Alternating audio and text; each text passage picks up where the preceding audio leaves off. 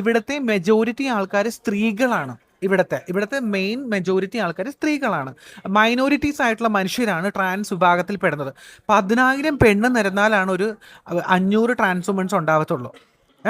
ഇരട്ടിയാണ്. പിന്നെ വേറൊരു വലിയൊരു ഇഷ്യൂ എന്ന് പറയുന്നത്, ഇവിടെ ഏറ്റവും കൂടുതൽ എറണാകുളം ജില്ലയിലാണ് നമ്മുടെ റീസെൻ്റ്ലി HIV കണക്കുകൾ റിപ്പോർട്ട് ചെയ്യപ്പെട്ടിട്ടുള്ളത്.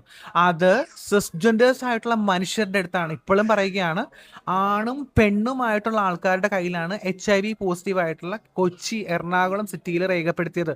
അത് ക്യൂർ മനുഷ്യരുടെ നടുവിലല്ല ഇത്തരത്തിലുള്ള പ്രശ്നങ്ങൾ.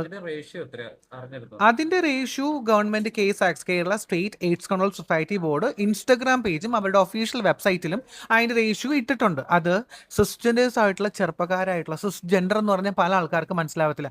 സമൂഹത്തിലുള്ള ആണിനെയും പെണ്ണിനെയുമാണ് ഹെട്രോസെക്ഷൽ എന്നും സിസ്ജെൻഡേഴ്സ് എന്നും പറയുന്നത്.